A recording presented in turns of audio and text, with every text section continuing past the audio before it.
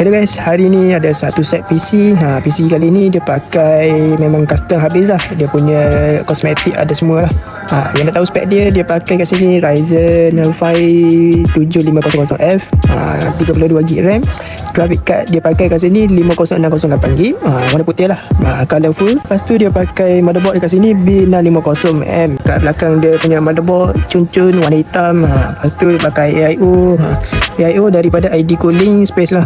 Space ada 3 kipas saja ni. Yang ni 360, 3 kipas. Suhu idle dia punya sekarang ni pun 47 lah, 47, 46. Suhu maksimum dia boleh 61 darjah Celsius. Yang ni PC dia pakai custom casing Walkrai M88 lah. M88.